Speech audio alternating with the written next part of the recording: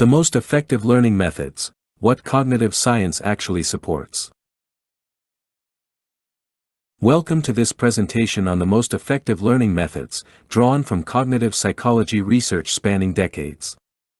Studies show that effective learning depends far more on the strategies you use than on the sheer amount of time spent studying.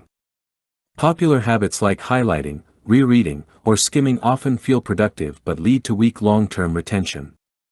In this video, we'll explore the 5 top evidence-based methods rated highest in major reviews, such as Dunlosky et al. In 2013 and supporting studies. These techniques create durable, transferable knowledge. We'll also discuss why some common approaches fall short and how to apply the best ones in your own learning.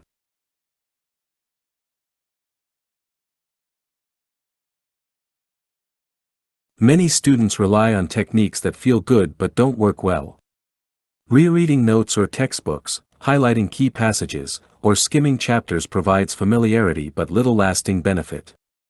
These are rated low utility in research because they rely on passive recognition rather than building strong memory traces. As psychologists Robert and Elizabeth Bjork explain, they create an illusion of competence. You feel like you know the material, but you quickly forget it when tested later.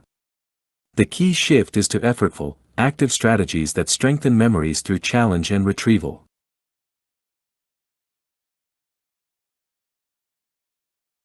The number 1 method is retrieval practice, also called active recall. This involves forcing yourself to pull information from memory without looking at your notes or book, things like closing the textbook and writing everything you remember, answering practice questions from memory, or using flashcards where you generate answers. Why does it work? The act of retrieving strengthens neural pathways, making future recall easier and more reliable. Research, including classic studies by Roediger and Karpik in 2006, shows it produces massive gains in long-term retention across subjects, ages, and ability levels, far outperforming passive review.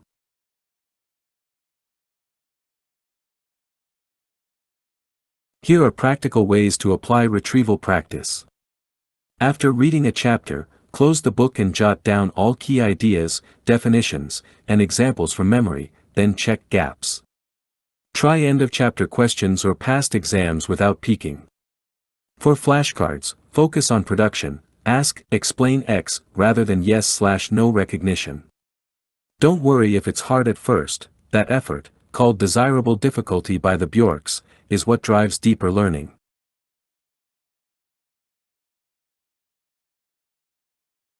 The second top method is spaced practice, or distributing your study over days or weeks instead of cramming.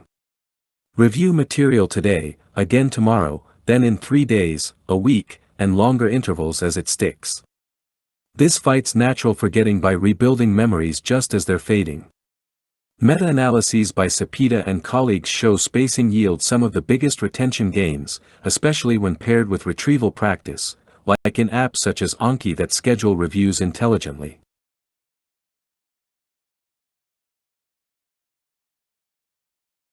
To implement spacing, study a topic briefly today, retrieve it tomorrow, revisit in a few days, then weekly. Tools like spaced repetition software automatically adjust intervals, hard items come back sooner. Make reviews cumulative, each week, include older material alongside new, preventing it from fading away.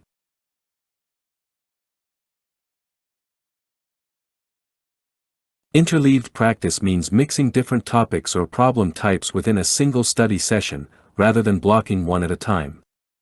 For example, shuffle math problems from algebra, geometry, and calculus.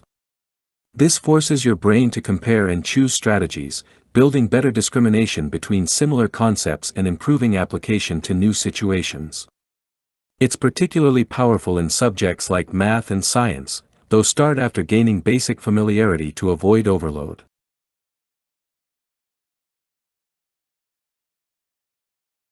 Examples: in math, practice a mix of equation types instead of 20 of the same. Compare related ideas, like classical versus operant conditioning, side by side. For languages, interleave grammar, vocabulary, and comprehension exercises. Interleaving feels harder short-term but leads to superior long-term performance.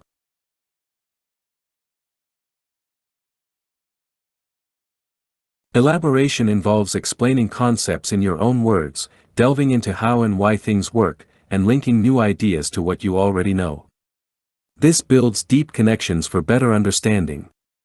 A popular version is the Feynman technique: teach the idea simply as if to a child, spot gaps in your explanation, refine, and repeat.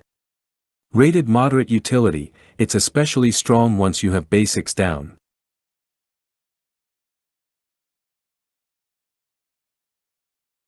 Try explaining a concept aloud without jargon, as if teaching someone new. Write answers to questions like, "Why does this process happen?" or "How does this connect to X?" With Feynman, write a simple explanation, find where you're stuck, go back to sources, and rewrite clearer, using analogies to solidify understanding.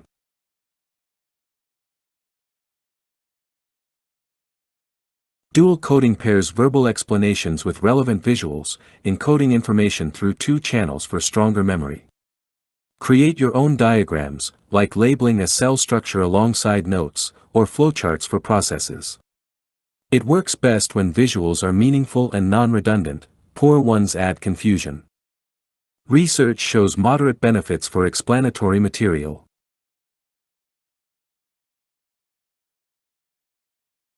To use dual coding effectively, always combine words with meaningful visuals you create or adapt yourself.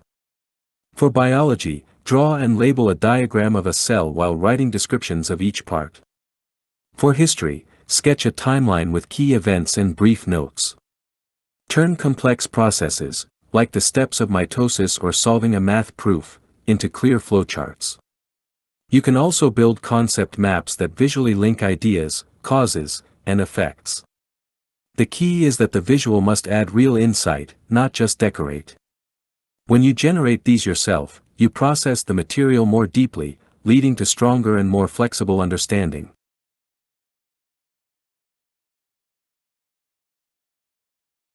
Skimming gives a quick structure and activates prior knowledge but involves no real retrieval. Benefits fade without active follow-up. The classic SQ3R, survey, question, read, recite, review, is helpful but inefficient. Its power comes from recitation, retrieval, and review, spacing. A better, simpler version: read actively, then recite from memory, and review for accuracy.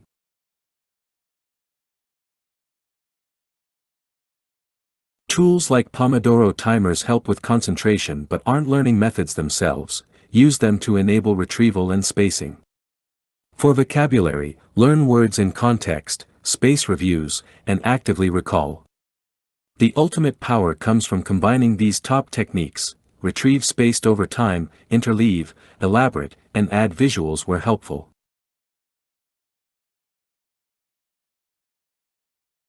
In summary, the evidence is overwhelming. Focus on active retrieval practice and spaced repetition for the biggest gains, then layer in interleaving, elaboration including Feynman, and meaningful dual coding. These work across most subjects and learners. Shift from passive habits to effortful ones. It's harder now but pays off long term. Thank you for watching. Apply these today for better learning tomorrow.